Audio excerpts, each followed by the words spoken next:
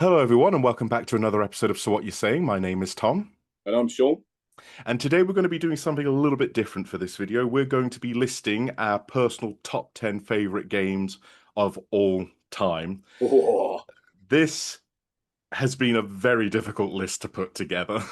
To make it a little bit more interesting, we are limiting it to one game per franchise. So if there are five video games within that franchise, we can only pick one. Coming in at number 10, I have Sonic the Hedgehog 3.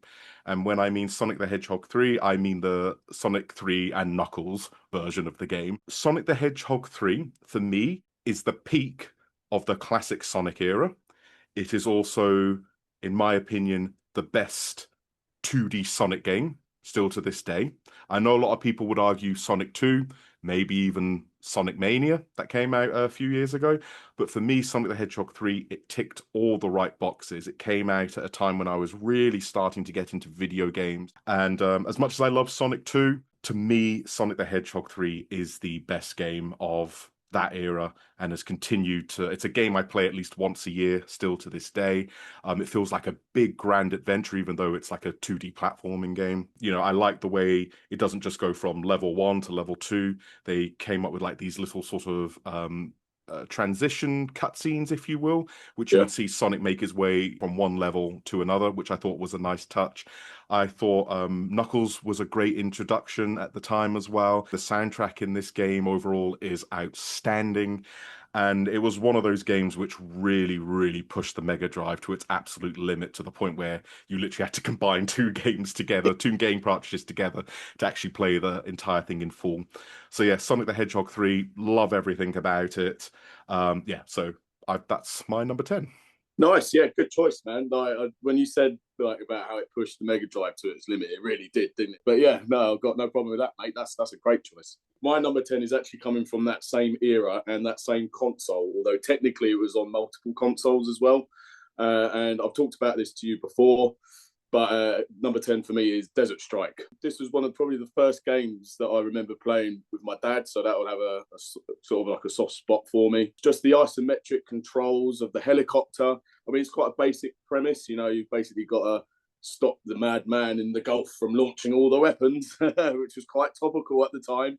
There was like mainly four missions per each location, and you had to really keep an eye on your fuel and your ammo, because if you ran out of fuel while you were halfway through a mission, you could literally just crash and burn. Even to this day, I still play it on like emulators. It's really still quite fluid in its controlling mechanisms. Probably the first military action game that I played. I must have only been about 5 or 6 at the time, so go figure. And how can you forget the quality soundtrack to open that? The dan da da dan da da. Could argue that some of the games that followed it, like Jungle Strike, is technically better, but for me, Desert Strike it set the ground running with that franchise really well. But for me, it's a special one. So Desert Strike, number 10. My number 9 is the remake of the original Resident Evil game, Oh which no, to me, this is everything what a remake should strive to be.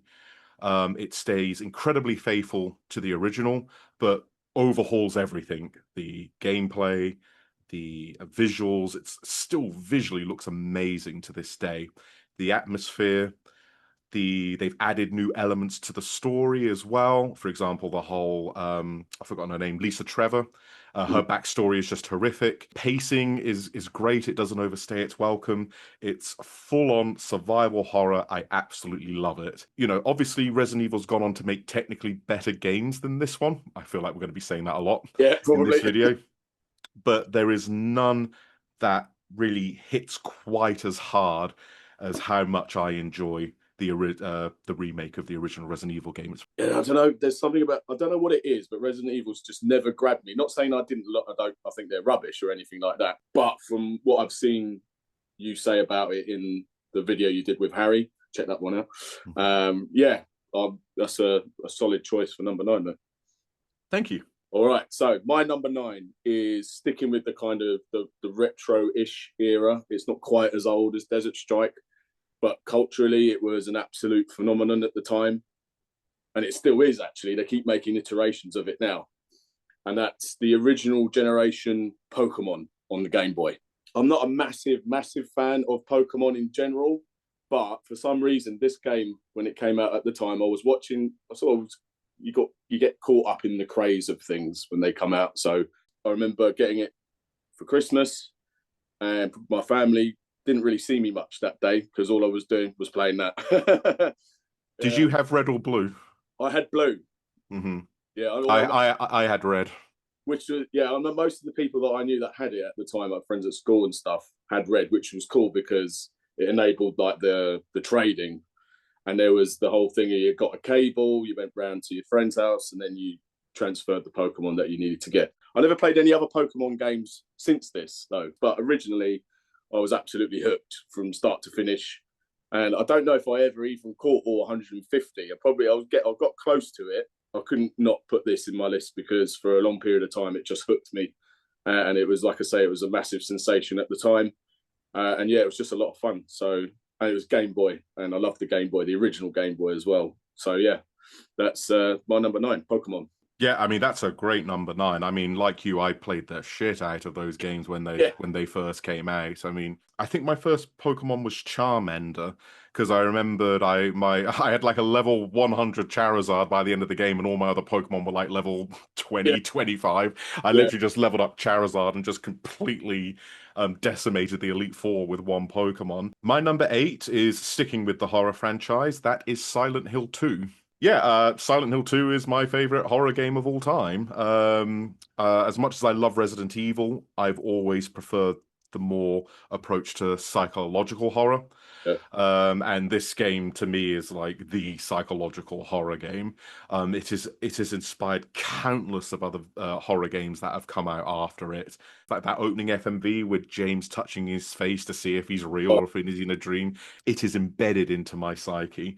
I also quite enjoyed the remake they did released I think this year or last year, whenever it was. yeah, I thought that for the most part was a pretty faithful remake, but for me, the original still beats it. I've played that game through God knows how many times. Back in the day when I first played this game, it absolutely terrified me playing it. And I'd never played a game with like the whole flashlight gimmick, where you had limited visibility. yeah, The fog was always intimidating as well. The enemies, if you hear about the backstory or the idea, I should say, about the enemies in the game, like Pyramid Head and the yeah. nurses and whatnot, it's just so messed up. So yeah, Silent Hill 2, absolutely love it. Nice. Yeah, I need to go back and play that actually. And I think a couple of these choices are going to inspire me to go back and play some of these games because yeah, man, when I first played that, it was the psychological nature of it was just that's what gets me more than like blood and gore and all that nonsense. I mean, it's fun. It's fun in its own place, but yeah, totally. I haven't played the remake, but I'll definitely want to go back and play the original because yeah, again, like I said before, like I generally prefer that kind of horror to sort of like zombies and stuff like that. Number 8 game that I absolutely love, and it's out of print, which is really gutting now because you can't actually go back and play it anymore unless you get some random mods to do it, and that's Lord of the Rings: The Battle for Middle Earth. I was getting into like my sort of RTS games because it's basically an RTS, but with like a Lord of the Rings skin. But it's a little bit more than that. You can either play as basically you can do the whole sort of like Fellowship story from beginning to end, or you can actually play as the bad guys. You can play as Isengard, and that is so much fun. Like, how would this have gone if like Sauron and Saruman actually won? So immediately I played as them first. And the great thing about this is that it's not one of those kind of sort of cheap imitations of Lord of the Rings. They actually got Ian McKellen to voice Gandalf, and he's basically narrating each time you win a battle. Like there's basically you fight across the map, so each area either gets turned to the good side, or if you're Isengard or Mordor, it's another victory. It just kind of goes red. Mm-hmm. Then if you're playing as bad guys, they got Christopher Lee to narrate it as well. So actually got like the two like biggest stars ever almost to actually lend their voices to the game. It wasn't just like sound bites and stuff. The whole time it's just playing the original soundtrack to Lord of the Rings, which I just get lost in. So yeah, I found this a lot of fun, and it was one of the few games that my rubbish PC at the time could play quite well. So yeah, Lord of the Rings: The Battle for Middle Earth, number 8. Moving on to my number seven. This is one I owe a thanks to you for convincing me to play this game, Sean, and that is Mass Effect 2. I just could not put this game down. It honestly, it was the first game where I really felt like every single choice and decision you made actually had an impact on events that would take place later on in the game. I know we know what happened with Mass Effect 3, but at the time, it really did. Graphically, it was one of the more impressive games that came out in at the time. I love the whole Paragon and Renegade system as well. Um, I thought the voice acting was incredible. Mass Effect 2 might have my favorite.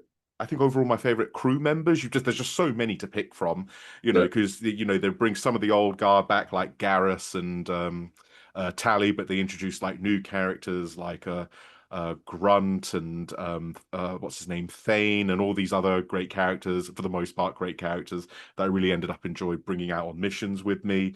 The Normandy is one of my favorite hubs in any video game ever. When the Legendary Edition was released, I still loved it. I still thought it was an amazing game. I think it's held up incredibly well. I think for the most part, the whole trilogy has. But if I have to pick one, I really love the original Mass Effect, and I still get some enjoyment out of Mass Effect 3, ending aside, even though I've sort of softened on my opinion on the ending of that game. But none of them had a bigger impact on me than Mass Effect 2. Oh, Tom, you got me in the feels. I'm so happy because normally you're the one putting me onto stuff that I end up really really enjoying, whether it's games or music. So that one was like, yeah, yeah, I've got it. I've got in for one. So yeah, no, I'm really happy that you enjoyed it so much, man. What's your number seven? Basically, there was a TV series based on this game that came out. I think it was at the end of last year or beginning of last year. I can't remember exactly what. And the ending of that, spoiler alert, leads on to where this game starts, and that's Fallout New Vegas. Okay, I wasn't expecting that. That's why, yeah, so I say it might shock you, but I don't know what it is. But the idea that you start off a game getting shot in the head, and then you have to basically retrace your steps from there and find out who did it. I just love it. I love the Fallout franchise up until this point. Anyway, Fallout 3 was very close to making my top 10, but there's just something about being in the Mojave Desert, and there's a little bit more color to it in this game. I know it wasn't Bethesda that published it; it was Obsidian. So Obsidian, yeah. yeah, so I love their take on the lore and the universe. I love the warring factions in this game. That's always kind of something that hits well with me. But the thing is, like, none of them are actually, there's not really a great choice because, Caesar's Legion are like overtly just evil and horrible. But then you think, oh, okay, the NCR, they're fighting for the good of the Republic, but they do some nasty stuff as well, as you find out later on in the game. So it's very much a sort of grey area. I just wasn't expecting it to be as good as it was, considering how great Fallout 3 was. You know what I mean? And obviously the games before that. Replayed it about 6 or 7 months ago, and yeah, I mean, okay, graphically it's a bit dated, but for the time, I thought it was great. It was long enough, but not too long where I felt it was a chore. Do you know what I mean? And I brought back such great memories, and the fact that you can just sort of choose different, like your choices actually do matter in this game as you go along. So yeah, I just love everything about it, and it is my favorite Fallout game. I don't really have much else to add to that. Yeah, I absolutely love Fallout New Vegas. Haven't Or, played it as much as 3, but whenever yeah, I do, I can see why people argue that it's technically the better game out of the two, because those two are sort of compared to each other quite often. Moving on to my number six, we have The Legend of Zelda: Breath of the Wild.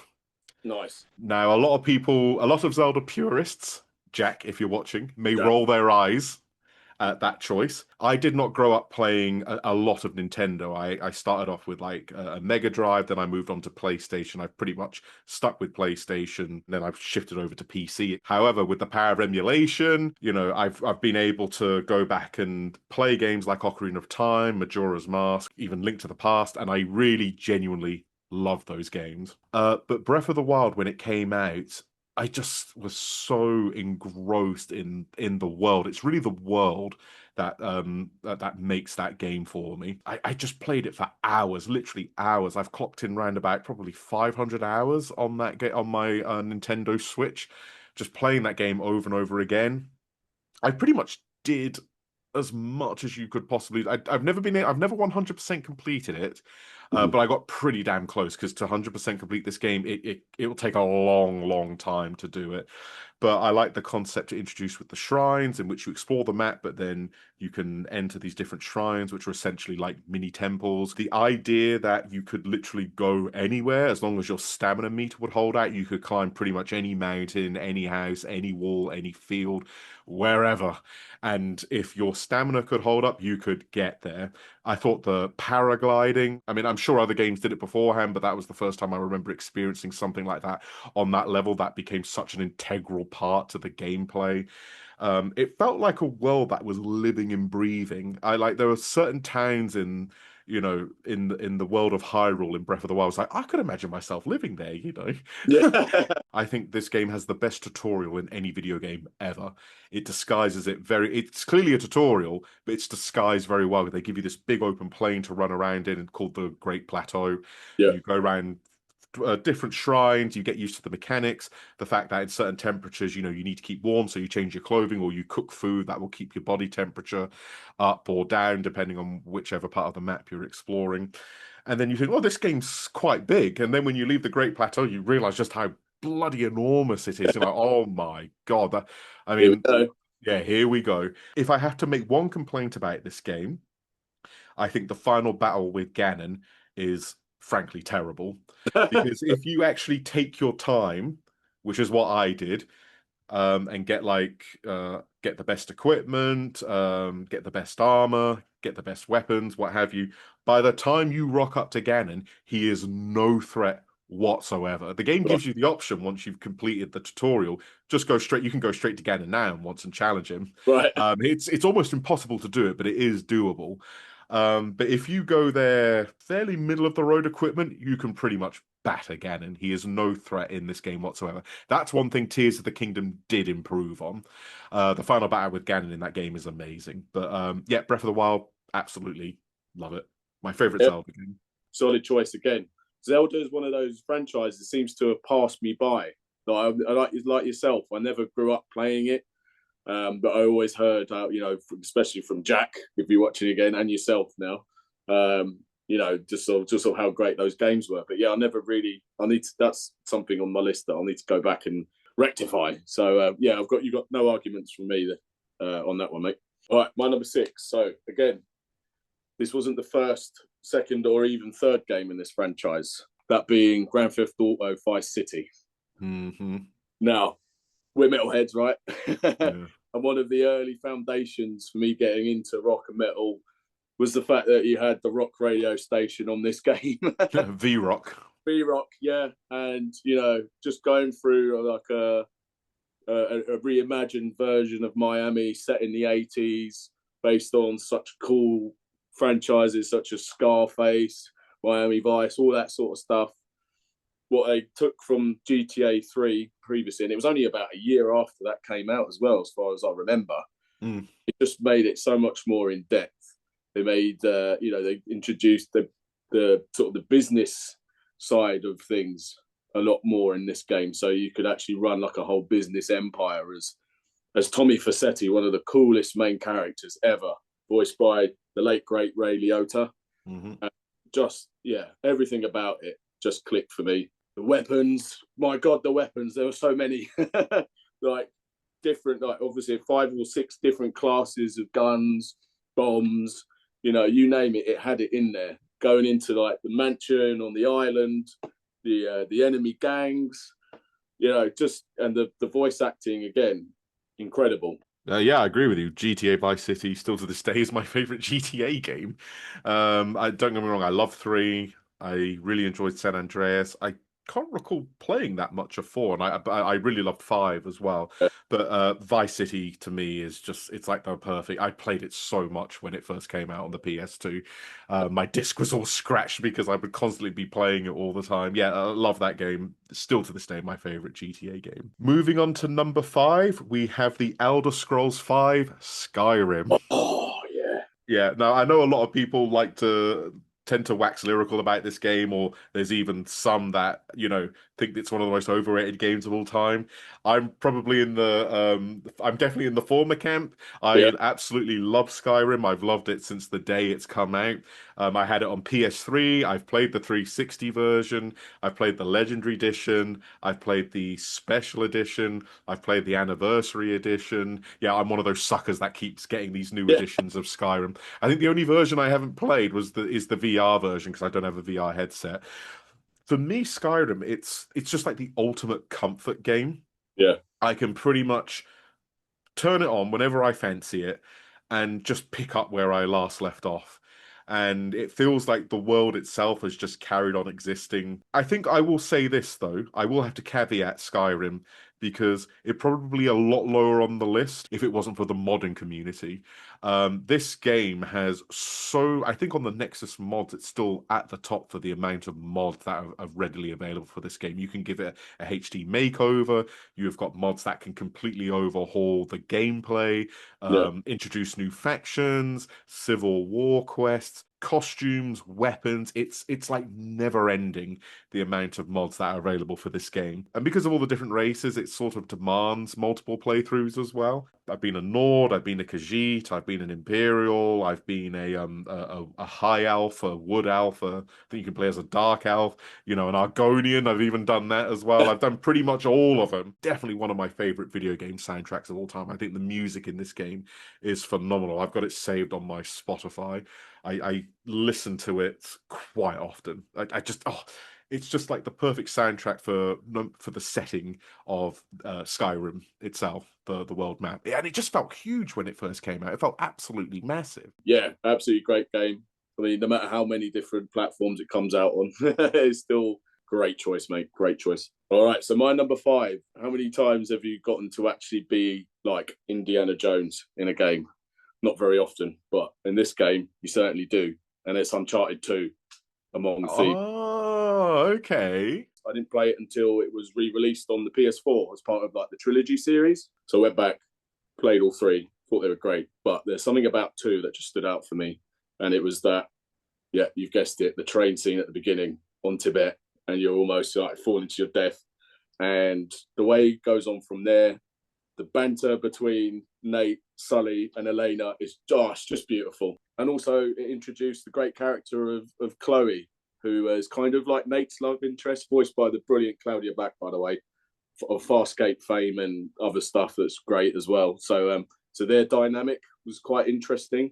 And how you think she's on your side at first, and then she turns out maybe she isn't, but then she is. So yeah, I like the dynamic of Chloe as well. For me, this is Naughty Dog's best game. It was my favourite Naughty Dog game, anyway. Put it that way. Probably be mine if it weren't for Crash Bandicoot, but yeah. Oh, yeah, that's a good point. Fair play, fair play. And he ends up playing that later on in one of the later.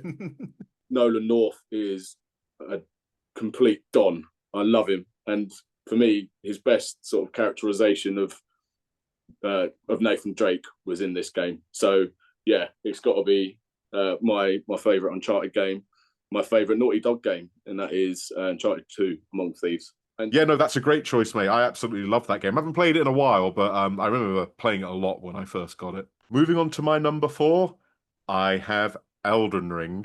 oh It Dark Souls came this close to taking the 4th spot, but I ultimately went with Elden Ring. I love From Software games in general. Dark Souls, Dark Souls 3, Sekiro, and unfortunately, I've never completed Bloodborne because it was a PS4 exclusive, and I was super into PC gaming at the time, so I haven't been able to really give my full time and attention to Bloodborne, even though people consider it the best From Software game. But when Elden Ring first came out, it had a similar impact on me like Breath of the Wild. It completely overhauled the open world genre again. I mean, this map is massive. Visually, it looks very impressive as well. A game that once again demands multiple playthroughs. I love the lore, the characters, the backstory. I've dived into so many hours of different YouTube videos of people talking about critiquing the game and telling you about all the different characters and dark and elden lords that you face, etc. It has visually some of the most incredible looking boss fights I've ever seen in any video game, but I also think it's probably the most accessible From Software game as well. They ditched some of those more annoying mechanics, if you will, like in the in the original Dark Souls. One of the reasons why I think a lot of people couldn't get into it is that when you die, you'll walk back to your last bonfire, and then you spend more Yeah, time trying to trek back yeah, to the boss fight, yeah. then just to lose again, and then you got to try and trek back there again. Whereas Elden Ring more or less does away with that, which I think is a really smart move. But to sort of make the game a bit more balanced, they've made some of these boss battles like, oh my God, they're so hard. Especially when you do the Shadow of the Erdtree DLC, the bosses in that game are just insanely difficult. But that endorphin release you get when you finally beat it is amazing. You really feel like you've accomplished something. Like I said, it really was between this and Dark Souls. If Dark Souls was mechanically a little bit more sound, granted, it's a lot older. I would have had it in the fourth place, but Elden Ring just edges it out for me. I've played it a lot, and I consider it the game of the decade. I played it sort of over Christmas. Yeah, busyness happened, but I want to get back into playing it again because I was enjoying it when I was playing it, and I was actually enjoying the challenge. It wasn't overly frustrating. I wasn't rage quitting like I did from like some of the other From Software games. So yeah. Just wait till you get to some of the later game bosses. There's one character called Melania. Oh my God, the stuff of nightmares, mate. Oh god, yeah, I keep hearing about this infamous Melania. So yeah, I look forward Yeah, to yeah. my number four. Something you talked about just a minute ago, Tom, and that is the Elder Scrolls V Skyrim. Skyrim's getting some love. Oh yeah, I could not put it any lower than this, just because the amount of hours I've ploughed into this game over several different consoles. I first got it on the Xbox 360. I then played it on the PS4, and I put even more hours into it on that as well, even though I'd already played it. But sod it, I wanted to play it again. It was absolutely brilliant. I even played it on PC as well, so I could have a little go on like the mods. I'm not an expert on mods by any stretch of the imagination. For me, actually, I find the story about the empire and the struggle for the land more interesting than the dragonborn aspect of it. For most of the time, for most of my playthroughs, I sided with the Stormcloaks, and then I thought, you know what? No, I'm going to play as the Empire. And I think actually the Stormcloaks are a bunch of gits, really, aren't they? So actually playing from the Empire's perspective was actually quite interesting, quite fun. The flora and fauna, the soundtrack, like you said, like from day to night time cycle as well, like when you're just out and about in the woods and you see like the aurora borealis or the game's version of it, and it just looks beautiful. No matter, even on like the older versions it still looked great, but on like the remastered it's just a thing of beauty, and never ever get bored of it. The thing is, 1 minute you're fighting a frost troll, and the next minute you're stealing a cheese wheel. Do you know what I mean? It's just, there's so many little intricate details. Like I said about Breath of the Wild, it feels like a world you could live in. Yeah, 100%. And there's certain towns that you think, oh, do you know what? I could quite happily build a house and live here.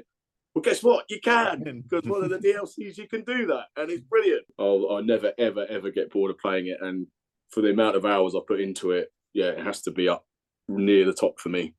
So yeah, fantastic game. My number three is a game that came out on the PlayStation 1, and that is Metal Gear Solid. Yeah, this game, when it first came out, saying it blew me away is an understatement. It's the first time I played a video game which legit felt like a movie, a film, and the story I was absolutely gripped by.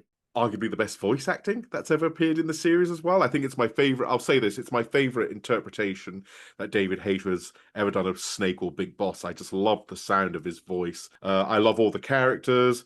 I mean, even things like all the boss fights are memorable for the most part. Like, how could you forget the Psycho Mantis boss fight? That was just bonkers the first time I experienced that. Very weird to play a game where the whole point is to not be seen. When you look at like the top 10 most important games ever made, Metal Gear Solid often appears on that list. So clearly, it's held in incredibly high regard still to this day. You could certainly argue that Metal Gear Solid 3 and some may even Metal Gear Solid 2 are better games. And I totally get that, 3 especially.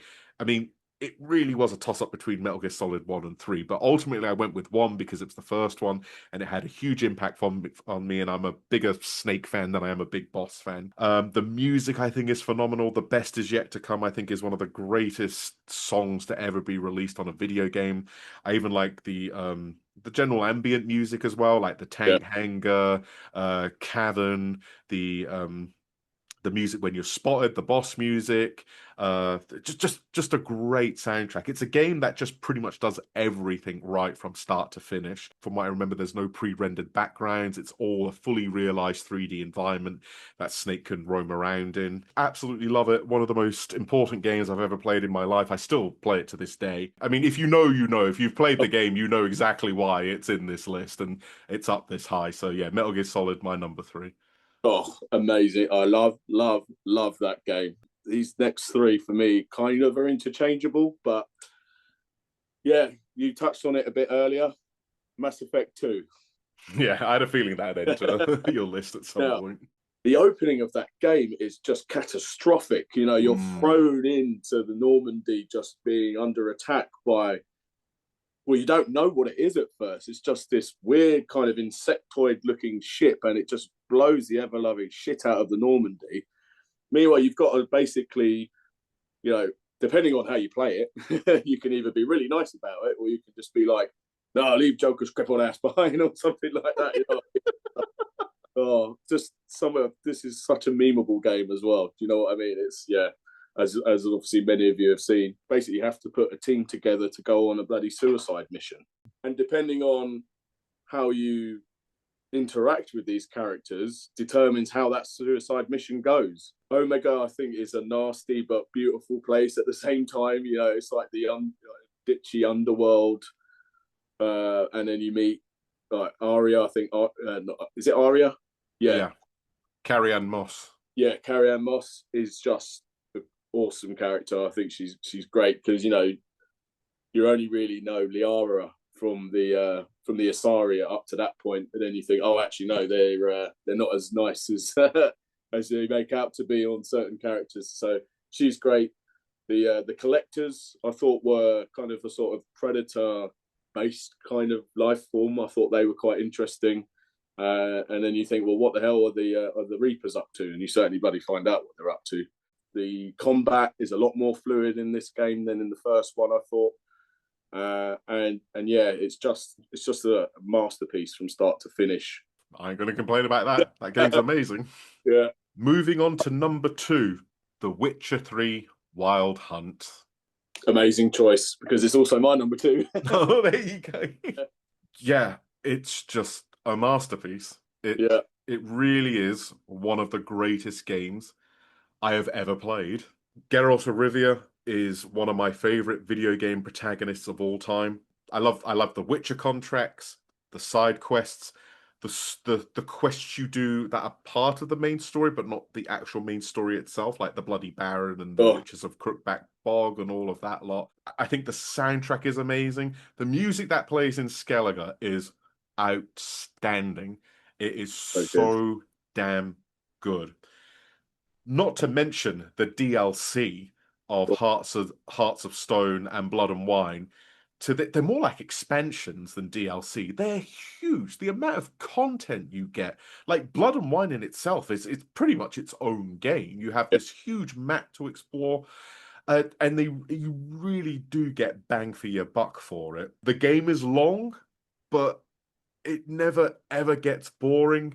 You know, there's like every Witcher contract and side quests has its own little contained story. So it's not so they're kind of fetch quests, but disguised in layers of story and cutscenes and lore, etc.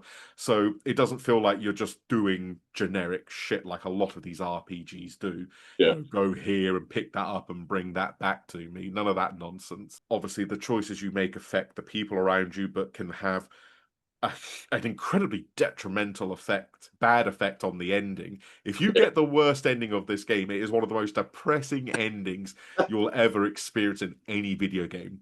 But when you get it right, you leave thinking, what an amazing experience that was. Geralt of Rivia is just such a badass, man. Like, you know what I mean? does what he needs to do. You know, he's a monster hunter. How cool is that? Like, how can you not like going off killing monsters for money? It's just brilliant. You know, the journey that Geralt takes, the relationships that he forms on the way. Like you say, the Bloody Baron is one of the most sort of gut wrenching quests of any video game I've ever played, and I still get it wrong. You know what I mean? But that's like you said. The beauty of it is there's no really kind of Paragon or Renegade kind of outcome to it. There's always a matter of grey hanging over you, really, from the word go. Like you say, the Witcher contracts, they have a nice bit of context to them. There's so much you can read up on as well, like the amount of books, the amount of letters that just build the lore, the bestiary or bestiary, however you want to pronounce it, just goes into so much detail, and the little kind of hints to the books, which I haven't read all of them, but I've gone back and I've read the first one, and I want to go and carry on from there. I won't say much about TV show, but the TV show is awful. Yeah, or the Netflix show, whatever you want to call it. Yeah. But yeah, well, that's how great the game was. It made me. I've pretty much read all the books. Yeah. So I mean, even my wife, who doesn't really play video games at all, when I was playing that game, she'd hear me turn it on. She's like, "Oh no, wait for me! I'm coming!" Because she wanted to watch me play it and see what was happening. She was absolutely engrossed in the storyline and the characters. When I first played the DLC, not that I rushed through it, but again, I was sort of like, it was like a sort of expanded mission at first, and then I thought, get through it. I enjoyed it. But again, it wasn't until you were like, no, dude, seriously, you need to go back and play Hearts of Stone because it's gone to a And then obviously, with age, you sort of appreciate certain things a bit more than even 10 years ago. Do you know what I mean? And just basically the fact that Geralt, depending on how you play it, obviously, but if you choose a certain path with Hearts of Stone, you can say Geralt defeated Satan himself. And after that, it's like, not that it goes downhill, but then when I went and did finished the Wild Hunt story, again, it was just like, these guys are chumps. Do you know what I mean? Yeah.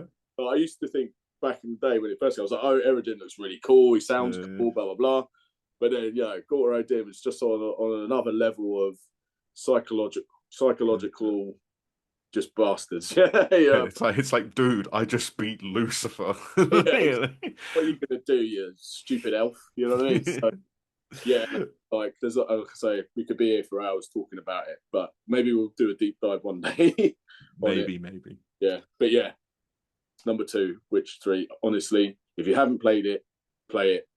It's fucking marvelous game. 100%. Now, my number 1 video game of all time, no other game in this list has had as much of an impact on me as this game has, and that is Final Fantasy VII. Nice. This game, when I first played it, completely and utterly changed my view of what video games could actually be. I'd always loved playing them up until that point, but this was the first time where I played a game in which I loved the characters. I truly felt for the characters. I thought the gameplay and the active time battle system was very unique, at least for me it was. I had never played a Final Fantasy game before this was my introduction to the franchise. I thought the world was huge. I felt the story was absolutely gripping. I loved the materia system. Cloud Strife might be my favorite video game protagonist of all time. His backstory and his character arc from start to finish. I mean, all the characters in this game go through a journey, but him more so in particular does. I think Sephiroth, the way they build him up, they keep him shrouded in this mystery. But when you do see glimpses of him, you're just reminded as to why he's such a great villain, because he's sort of like, they don't overplay their hand with him like they seem to do a lot nowadays. Yeah. And that's what I just think made him such a great villain. I have like an old memory card somewhere where I pretty much have my original save file where I completed pretty much everything you could possibly do in the game. Like I level grind, like I beat both of the super bosses in the game. All the characters are leveled up to 99. My materials maxed out. I broke the money counter, the guild counter in the game because I had so much money by the end of it. I've clocked in easily well over 1,000 hours in this game over the course of several years. I played the PlayStation version, the PC version. I played modded versions. I've played overhaul versions like the new threat mob, which makes the game a lot more difficult and tweaks some story elements.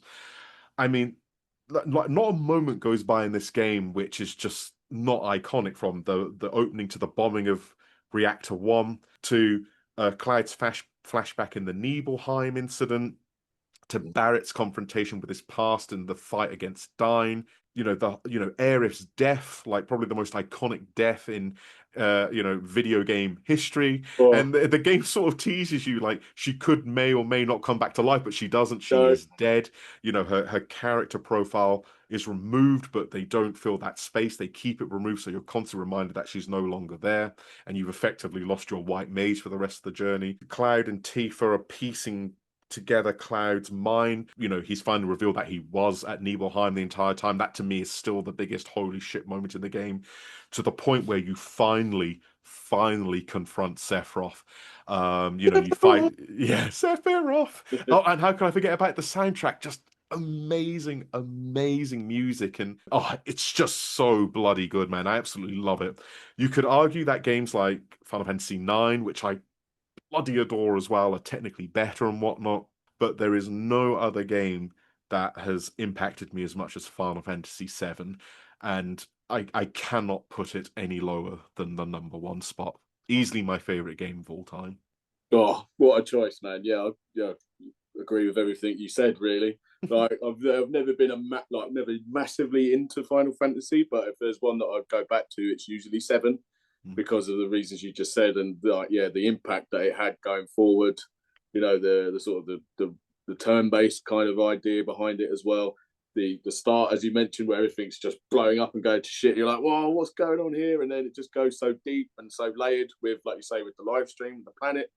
And just emotionally, it's a roller coaster, man. So I want to play the remake as well. I haven't actually played it yet, so I don't know what your thoughts on that, unless you want to save it for another time. But I'll say this: overall, I'm enjoying them, yeah, but there are some parts which I really, really, basically, when they stay more or less along the same path as the original game, I really enjoy it. yeah, But when they start talking about it, I'll save it for another video. But I have really, overall, I'm enjoying it, but there are a lot of things I don't like about them at the same time. yeah. My number one is Metal Gear Solid Yeah, One. well, Yeah, I'm not surprised, Sean. yeah. I'm gonna say you probably saw that coming a mile away. We've talked about this at length several times. My first memory of this game was around a friend's house. It was actually when I was still in primary school, and it was his brother, and he was playing it. And I just got there about halfway through the Psycho Mantis fight, and then all of a sudden the screen goes blank, and you see Hideo on the screen, and we're both like, Hideo, what? Because I didn't know at the time who was the the director of the game who made it. I didn't know it was Hideo Kojima at the time. I just thought, Hideo, does that mean video but with an H? Like, what's going on here? And and then it turns out you have to take the controller port out of one and put it into two. And for me, for some reason, that just blew my bloody mind. And I hadn't seen any of it beforehand. And then I thought, you know what? A lot of people are talking about it at school, and I was like, yeah, let's go for it. Let's just see what it's like. And man, it just blew me away from start to finish. Like you said before, the fact that it's a sneaking mission. So the idea is that you're not going in there guns blazing. You can do that, but on your head be it if you do, because the mechanics and the AI were just not. Considering this was in 1998, I mean, it just felt so ahead of its time for me. The voice acting, my God, David Hayter, I salute you, sir. My favorite video game voice actor of all time. Just the way that he nails it in this game. Absolutely nails it. He's gruff and he's withered, but he's not quite at the point of no return just yet. He's He's been sent out of retirement. You know, he was, you know, mushing huskies and drinking whiskey, and this whole backstory of the first two Metal Gear games, which I again hadn't played until this point. But they give you a kind of synopsis of it at the beginning. If you watch like the videotapes of the debriefing, it kind of fills you in on the past. You all know about that anyway. And yeah, and before you know it, you're being shot out into a submarine onto this random island that's been taken over by terrorists, and the main antagonist is your twin brother. What the hell? And yeah, and then just from there, it just goes on such a emotional roller coaster from start to finish. You think you're doing one thing, but you're actually being, you know, used by everyone around you, including, you know, your commanding officer. In a way, he's kind of keeping things from you, and the whole time, Snake's very what's the word I'm looking for? He's a bit cautious about what's been going on. He's a bit suspicious, but he's like, okay, I'll do this for you because I've known you for so long, and you know we're all combat buddies. Blah blah blah.